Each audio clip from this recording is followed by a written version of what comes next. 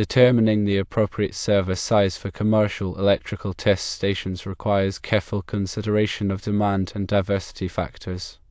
The National Electrical Code, or NEC, doesn't provide specific diversity factors for electrical test stations, so coordination with the client is essential to establish a reasonable value.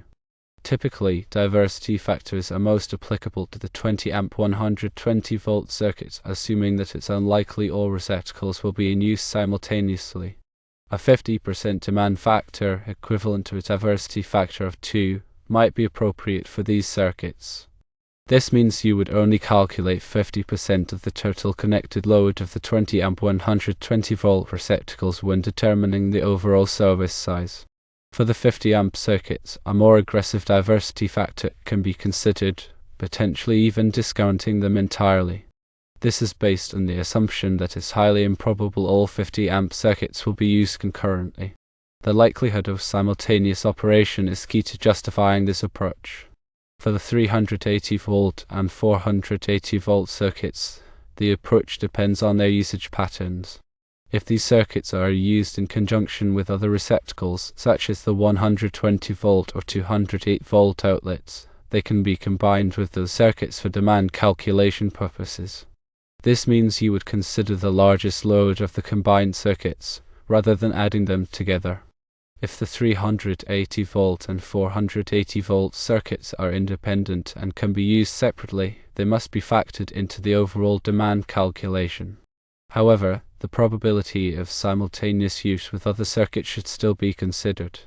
AC plugs and receptacles, commonly used for higher voltage and current applications, often incorporate interlock features. These features prevent multiple plugs from being inserted into receptacles at the same time, enhancing safety and reducing the likelihood of overloading circuits. This is a crucial safety feature to consider when determining the demand factor for the test stations. The process of determining demand and diversity factors involves several steps. Firstly, identify all the electrical loads within the test stations, including the receptacles and any other equipment. Secondly, determine the connected load for each receptacle, which is the maximum power that the receptacle could draw if fully loaded. Thirdly, assess the likelihood of simultaneous operation for different receptacles and equipment. This assessment should be based on the client's operational practices and expected usage patterns. Fourthly, apply appropriate diversity factors to the connected loads based on the assessment of simultaneous operation. This will reduce the calculated load to a more realistic estimate of actual demand. Fifthly, sum the diversified loads to determine the total demand for the test stations. Finally, factor in any other loads in the building, such as lighting, HVAC, and other equipment to determine the overall service size required. Consider using monitoring equipment to gather data on actual usage patterns. This data can provide valuable insights into the actual demand and diversity factors, allowing for more accurate service sizing and potential cost savings. It's important to document all assumptions and calculations used to determine the demand and diversity factors. This documentation will be useful for future reference and for justifying the service size to the electrical inspector or utility company. The National Electrical Code provides guidelines for calculating electrical loads and demand factors. While it doesn't specify diversity factors for electrical test stations, it does offer general guidance that can be applied. For example, Article 220 covers branch circuit, feeder, and service calculations. It includes demand factors for various types of loads, such as lighting, appliances, and motors. These demand factors are based on statistical data and experience, and they can be used as a starting point for determining appropriate diversity factors for the test stations. Also, consider the impact of harmonics on the electrical system. Nonlinear loads, such as electronic equipment, can generate harmonics, which are distorted waveforms that can cause overheating of conductors and equipment. If the test stations include significant nonlinear loads, it may be necessary to oversize conductors and equipment to accommodate the harmonics. This can add to the overall service size requirement. When calculating the service size, it's also important to consider future expansion. If there's a possibility that the test stations will be expanded or the new equipment will be added, it's wise to provide some extra capacity in the service to accommodate these future needs. This can prevent the need for costly upgrades later on. In addition to the technical aspects of service sizing, it's also important to consider the cost implications. Oversizing the service can result in higher installation costs and higher monthly utility bills. Undersizing the service can lead to overloads, equipment failures, and potential safety hazards.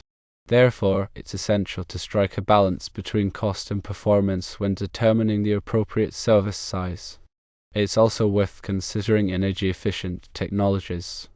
Energy-efficient lighting, HVAC systems, and equipment can reduce the overall electrical demand and lower operating costs. These technologies can also help to reduce the environmental impact of the facility. Another critical aspect of electrical design is safety.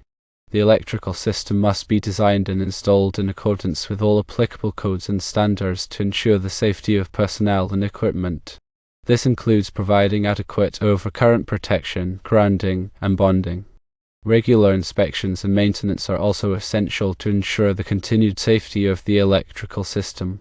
When designing the electrical system for the test stations, it's important to work closely with the client to understand their specific needs and requirements.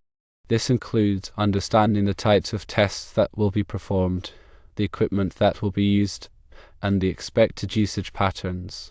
This collaboration will help to ensure that the electrical system is designed to meet the client's needs and provide reliable and safe operation.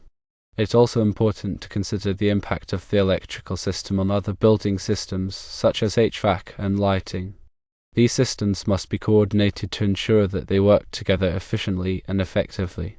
This coordination can help to reduce energy consumption and improve the overall performance of the building. Remember that the electrical system is a critical component of any commercial facility. Proper design, installation, and maintenance are essential to ensure the safety, reliability, and efficiency of the system. By following the guidelines and best practices outlined, it's possible to design an electrical system that meets the needs of the facility and provides reliable operation for years to come. Don't forget to account for voltage drop in the electrical system. Voltage drop occurs when the voltage at the end of a circuit is lower than the voltage at the source due to the resistance of the conductors. Excessive voltage drop can cause equipment to malfunction and can reduce the efficiency of the electrical system. The National Electrical Code specifies the maximum allowable voltage drop for branch circuits and feeders. When designing the electrical system, it's important to select conductors that are large enough to minimize voltage drop. Also, consider the length of the circuits and the amount of current that they will carry. Longer circuits and higher currents will result in greater voltage drop. When calculating voltage drop, it's important to use the correct conductor impedance values. These values can be found in the National Electrical Code or in manufacturers' data sheets. It's also important to consider the operating temperature of the conductors. The resistance of conductors increases with temperature, which can increase voltage drop. So, consider the ambient temperature and the conductor insulation type when calculating voltage drop. Another crucial aspect of electrical system design is grounding. Grounding is the process of connecting electrical equipment to the earth to provide a low impedance path for fault current. Proper grounding is essential for safety and helps to prevent electrical shock hazards. The National Electrical Code specifies the requirements for grounding electrical systems. It's important to install grounding electrodes, such as ground rods or ground plates, to provide a connection to the earth. The size and type of grounding electrode will depend on the size of the electrical system and the soil conditions. It's also important to bond all metal parts of the electrical system together, such as conduit, enclosures, and equipment frames. Bonding provides a low impedance path for fault current and helps to prevent voltage differences between metal parts. The National Electrical Code specifies the requirements for bonding electrical systems. When installing grounding and bonding conductors, it's important to use the correct size and type of conductor. The size of the conductor will depend on the size of the electrical system and the amount of fault current that it may carry. It's also important to protect grounding and bonding conductors from damage. The goal of grounding is to ensure a safe and reliable electrical system. It is an important element when designing the electrical system. The test stations also need to comply with accessibility requirements as dictated by the Americans with Disabilities Act, or ADA. The ADA sets standards for accessible design in buildings and facilities. This includes requirements for the height and location of electrical receptacles. The ADA requires that electrical receptacles be located no higher than 48 inches above the finished floor. This makes them accessible to people who use wheelchairs. It's also important to consider the location of electrical receptacles in relation to other building elements, such as doors and walls. Receptacles should be located in a clear space that is free from obstructions. The goal of the ADA is to ensure that buildings and facilities are accessible to people with disabilities. By following the ADA guidelines, we can create test stations that are accessible to everyone. Surge protection is another important consideration for electrical systems. Surges are brief spikes in voltage that can damage electronic equipment. Surges can be caused by lightning strikes, power outages, or other electrical disturbances. Surge protection devices, or SPDs, can protect electronic equipment from damage caused by surges. SPD work by diverting surge current away from the equipment and to ground. The National Electrical Code requires SPD to be installed in certain locations, such as at the service entrance and at branch panels. It's also a good idea to install SPD at individual pieces of equipment, especially sensitive electronic equipment. When selecting SPD, it's important to choose devices that are rated for the voltage and current of the electrical system. It's also important to choose SPD that have a low clamping voltage. The clamping voltage is the voltage at which the SPD will begin to divert surge current. Lower clamping voltages provide better protection for equipment. Regular maintenance is essential to ensure the continued performance of SPD. SPD can degrade over time due to repeated exposure to surges. It's a good idea to inspect SPD periodically and replace them if they show signs of damage or degradation. The purpose of surge protection is to protect electrical equipment from damage caused by surges. By installing SPD, we can help to ensure the reliability and longevity of electrical equipment. The test stations also need to comply with safety requirements as dictated by OSHA. The Occupational Safety and Health Administration, or OSHA, sets standards for workplace safety. This includes requirements for electrical safety. OSHA requires that employers provide a safe workplace for their employees. This includes protecting employees from electrical hazards. OSHA requires that employees be trained on electrical safety procedures. This training should include information on how to identify electrical hazards and how to work safely around electricity. OSHA requires that electrical equipment be properly maintained and inspected. This includes ensuring that equipment is properly grounded and that all safety devices are working properly. OSHA requires that employees use personal protective equipment, or PPE, when working around electricity. PPE can include gloves, safety glasses, and other protective gear. The goal of OSHA is to ensure a safe and healthy workplace for all employees.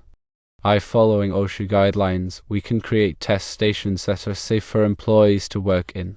The selection of appropriate wiring methods is crucial for the safety and reliability of the electrical system. The National Electrical Code specifies the types of wiring methods that are permitted for different applications. Wiring methods include conduit, cable, and raceway. Conduit is a rigid metal or plastic tube that is used to protect wires. Conduit is typically used in commercial and industrial applications. Cable is a flexible assembly of wires that is used to transmit electricity. Cable is typically used in residential and light commercial applications. Raceway is a metal or plastic channel that is used to support and protect wires. Raceway is typically used in commercial and industrial applications.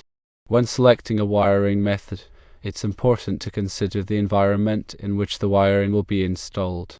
For example, if the wiring will be exposed to moisture or chemicals, it's important to select a wiring method that is resistant to these elements.